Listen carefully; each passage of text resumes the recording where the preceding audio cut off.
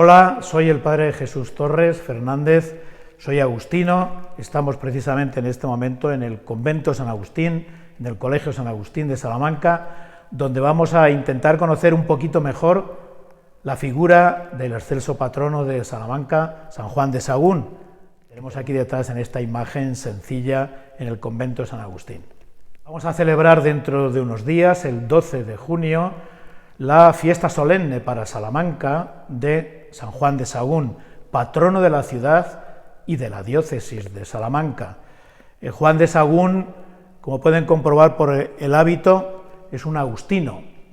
del siglo XV, mediados del siglo XV, que viene desde su pueblo natal, Sahagún, a la ciudad de Salamanca, pues como tantos otros, a estudiar. Y estando en Salamanca, en sus estudios, pues va descubriendo, entre otras cosas, varias cosas. Una, su vocación de predicador. Empieza a predicar en el colegio donde vino a estudiar, en el colegio San Bartolomé, que era el colegio de estudiantes más antiguo de España, el más importante entonces, aquí en Salamanca. Lo que hoy es el actual edificio de Anaya, en la plaza de Anaya, era el colegio San Bartolomé. Y nos hemos pasado ya muchos años, viene ya con 20 y muchos años, Juan de Sahagún, ya sacerdote desde Burgos, para vivir en Salamanca y estudiar. Siendo estudiante en este colegio, de alguna manera se va a revelar como un gran predicador. Se le invita a predicar en una de las fiestas del colegio, el día de San Sebastián, en la capilla que está ahí al lado, ¿verdad? Y ese día, de alguna manera, pues se descubre pues un gran predicador. Desde entonces, precisamente, le van a nombrar capellán y predicador, primero de ese colegio y después, años después, de la ciudad de Salamanca. Después de sus estudios y avanzando un poco en su vida, nos encontramos con un Juan de Sahagún, pues como digo, predicador, estudioso, universitario, y poco a poco va descubriendo su vocación, digamos, de religioso. En este tiempo y en sus predicaciones, el tema principal y por lo que más luchaba Juan de Sahagún era precisamente por intentar conseguir la paz en Salamanca. Salamanca, nos dicen toda la historia, en mediados del siglo XV era un auténtico hervidero, era una auténtica plaza fuerte de enfrentamientos, cosa que ocurría en Salamanca como ocurría en otras muchas ciudades de España. Salamanca era una ciudad muy violenta, como bien sabemos los salmantinos, por el enfrentamiento ensangrentado y terrible de aquellos famosos bandos que existían en esta ciudad de Salamanca y que llegó a ser tan importante o tan grave la violencia, el enfrentamiento, que incluso en aquella época estuvo a punto de trasladarse la sede de la Universidad de Salamanca a otra ciudad por la amenaza de estas reyertas y de esta violencia que imperaba en la ciudad. En medio de ese mundillo, digamos, de violencias, va a aparecer un Juan de Sahagún predicador y que va a llegar a ser, en definitiva, y con el paso del tiempo, el gran pacificador de los bandos enfrentados, de las familias de los Monroy, los Enrique, los Manzano, ¿verdad? Pues llegará un momento en que el objetivo principal de su prédica y de su misión, parece que cayó como un profeta, como un ángel en Salamanca, su misión principal fue intentar conseguir la paz en Salamanca, la concordia, que es la palabra clave, la concordia. En eso se empeñó, ¿verdad?, sobre todo con sus prédicas, tenía una gran fama de predicador, además parece ser que predicaba muy bien, le llamaban, cuando la gente le venía a venir, decía, ya por ahí viene el santo gracioso, el predicador gracioso, decían de él en Salamanca. Bueno, al final, con sus prédicas, con sus trabajos, con sus diálogos y sobre todo con su oración, consiguió la paz de los bandos. Esa paz se firmó, de alguna manera se firmó en una casa, en el año 1476, si no recuerdo mal, en una casa que estaba y está, de alguna manera, por lo menos la ubicación, en la calle San Pablo abajo a la derecha, ¿verdad?, ahí en la casa del deán de aquella época. Ahí consiguió Juan de Sahagún reunir a todos los bandos, que no solo eran los que he mencionado, sino algunas familias más, los Solís, los Anaya, había muchas familias, consiguió que se pudieran reunir y firmar la concordia. Precisamente en esa casa, que el lugar todavía se conserva, en la entrada hay un arco, esa casa se conoce en Salamanca como la Casa de la Concordia, allí se firmó la paz de los bandos, la paz de Salamanca, hay un letrero en latín en la puerta que recuerda ese momento, que dice que la ira engendra el odio y que la concordia engendra el amor. Ahí quedó sellada la paz conseguida precisamente por todos estos méritos, por sus oraciones, sus prédicas de Juan de Sahagún. Por eso, entre otras razones, con el paso del tiempo sería declarado precisamente Juan de Sahagún patrono de Salamanca.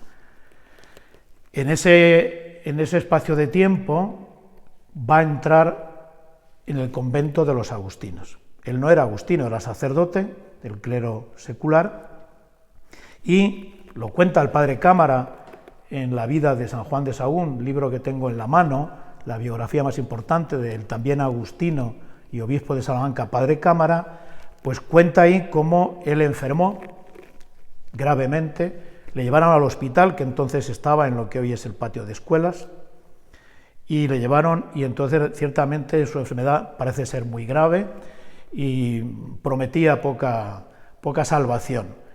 Entonces, bueno, visto en esa necesidad, en ese apuro y tal, él hace un voto, hace una promesa, él mismo lo cuenta, hace una promesa de que si sale vivo de esa enfermedad, de esa operación, entrará en el convento de mayor observancia de la ciudad de Salamanca. Se cura, sale del hospital y prácticamente, lo cuenta él,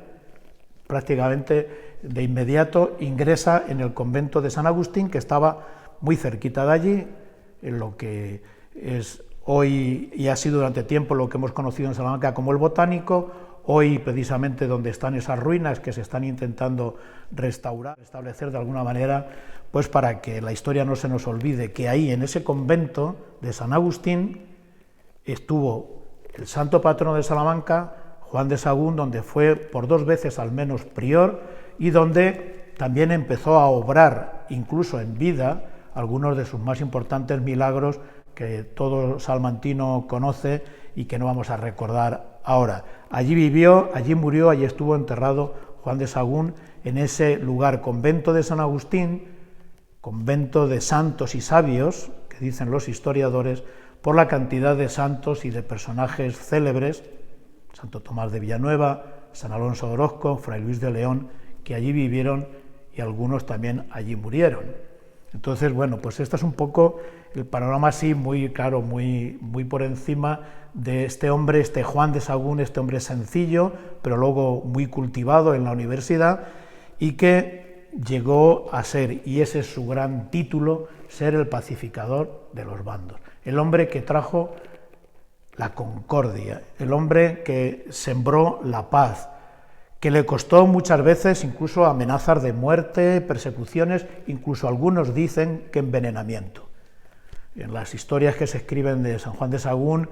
en algunos sitios se dice que es posible que muriera de envenenamiento, porque bueno, había algunas personas, alguna señora y algunas personas, sobre todo gente rica y gente noble, a los que no les gustaba para nada que les señalara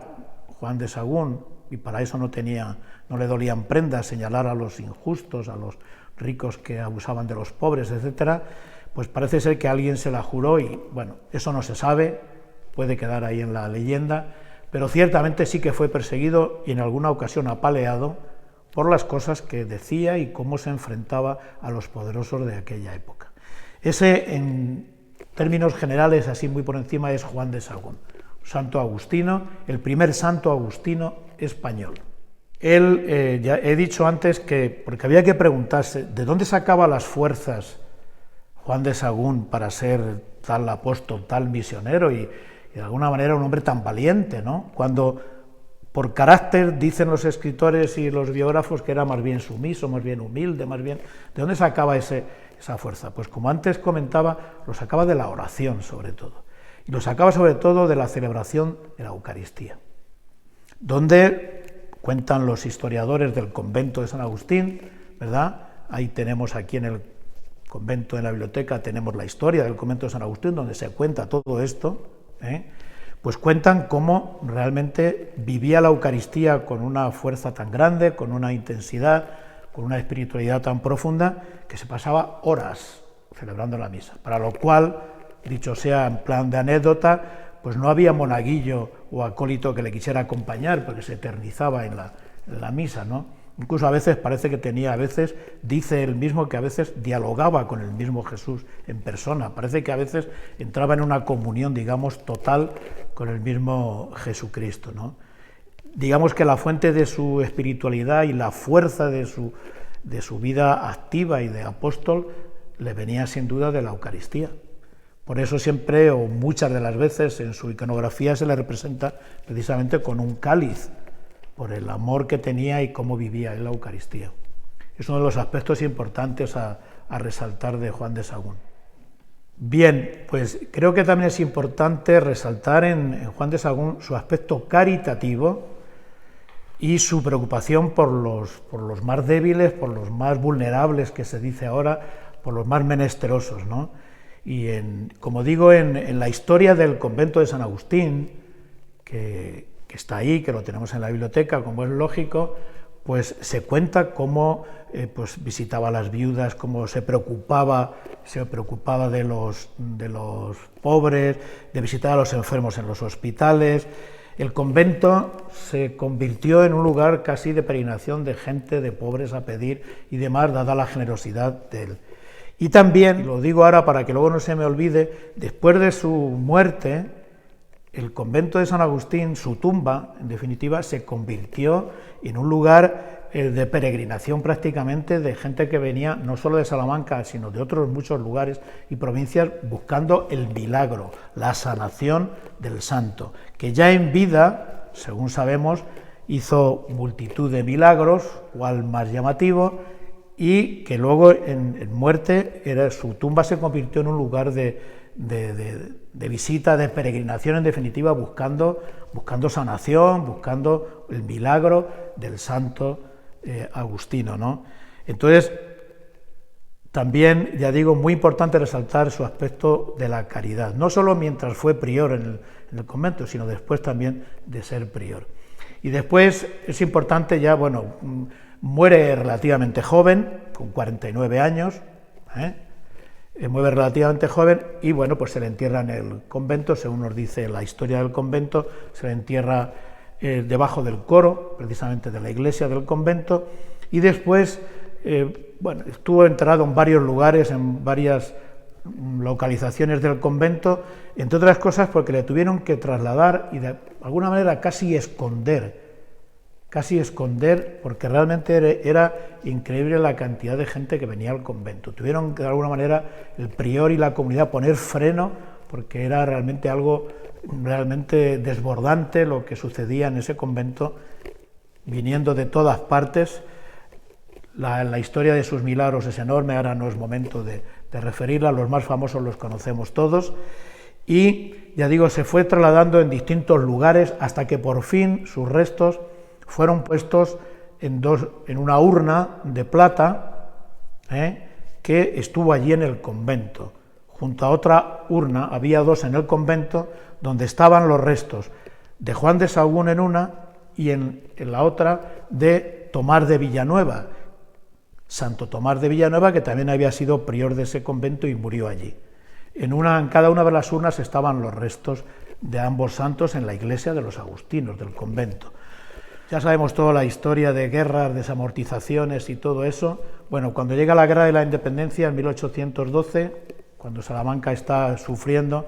todos sabemos que esa zona de Salamanca, donde estaba el convento, hoy llamada zona de los caídos, pues fue destruida toda. El Oviedo, el Cuenca, el Agustiniano, el Trilingüe, todos esos famosos centros y colegios fueron destruidos. Entonces, bueno, antes de que llegara la hecatombe y la destrucción, ¿verdad?, con Napoleón, pudieron salvarse estos dos relicarios de plata enormes que hoy están en la Catedral Nueva de Salamanca, en el retablo mayor, en el retablo principal. Fueron llevadas en 1812, después fueron devueltas de nuevo al convento, cuando se restauró de nuevo el convento, pero después llegaría la desamortización y otra vez tuvieron que salir las urnas del convento, se llevaron a la catedral y ya se quedaron en la catedral. Son unas urnas que estaban originalmente en el convento de San Agustín y hoy están, ¿verdad?, para su veneración en la catedral de Salamanca. Allí está una de ellas. Según miramos el retablo a la de la izquierda, contiene los restos de San Juan de Sahagún. Hay una anécdota que es curioso contarla, que a veces me preguntan, que bueno, pues precisamente como tantos relicarios o cofres o lugares donde se guardan documentos, pues fueron guardados o custodiados con 3 llaves. Dice la historia que esas llaves, efectivamente, y es cierto, pues se repartieron entre 3 instituciones, ¿verdad?, para que no se pudieran abrir individualmente por parte de alguien. Esas 3 llaves de esas urnas están, una en el Ayuntamiento de Salamanca, otra en el Obispado de Salamanca y otra la tenemos los agustinos. En este momento parece ser en el monasterio del Escorial, en un pequeño archivo que hay allí, donde se guardan restos y cosas documentales importantes del padre Tomás Cámara, que fue obispo de Salamanca, como bien sabemos, y que fue precisamente el que llevó las llaves para custodiarlas en el Escorial, y parece ser que allí están. No podría afirmar que sea verdad que están allí ahora mismo, pero esa es la historia, y en concreto la de Salamanca sí, porque la he visto, la del Obispado creo que también, y la del Escorial no sé si realmente está allí o de alguna manera ha desaparecido. Lo cierto es que esa es la historia y bueno, pues esos restos nunca se han vuelto a abrir, bueno, se han abierto varias veces, la última en el año 1979, que era el 5º aniversario de la muerte de Juan de Sahagún, se abrieron entonces, pues por diversos motivos, entre otras cosas para certificar también, por verdad, sus restos, y en ese momento también se sacaron algunos restos o algunos de sus huesos que se llevaron a la iglesia de San Juan de Sahagún, que lleva su nombre y que se conservan allí en esta iglesia. Así que un poco esta es la historia así un poco rápida de San Juan de Sahagún, al cual pues me gustaría terminar con un himno, ¿verdad?, que tenemos muchos himnos pues en la liturgia y los agustinos, y voy a recitar, o para terminar, o leer uno de los himnos que tenemos o que conocemos de San Juan de Sahagún, que hace, lógicamente, referencia sobre todo a su misión de pacificador, de hombre de concordia. Creo que un auténtico modelo para los días de hoy. Hoy que tanto se habla de acuerdos, de desentendimientos, hoy que vemos a nivel social, político, etcétera, tanta discordia, pues San Juan de Sahagún es el ejemplo de la concordia. Ojalá que él nos ilumine para ser nosotros, ¿verdad?, todos los salmantinos, hombres y mujeres de concordia, que pongamos paz y armonía allí donde estemos. Ese fue Juan de Sahagún. Y dice el himno así: con tu palabra al corazón llegaste a los que en guerra cruel se desgarraban, y la semilla de venganzas y odios Salamanca, la egregia, desolaban. Tú entre siniestros bandos situado, la paz de Dios a todos predicabas, y todos hermanados recibían el milagroso don de tu palabra. Haz, San Juan de Sahagún, que ahora de nuevo vuelva la paz al mundo, la deseada presencia del Señor, que nos hermane en la fe, en el amor y en la esperanza. Gloria perenne sea siempre dada a la divina Trinidad gloriosa, que a Juan, claro imitador de Cristo, colmó de gloria. Amén. Pues que Juan de Sahagún nos ilumine a todos, que sea el santo modelo de todo salmantino, para que sobre todo en estos tiempos de crispación, en estos tiempos también de violencia, vemos la televisión, todo lo que se ve es violencia por todo el mundo, sea un modelo y un ejemplo a seguir.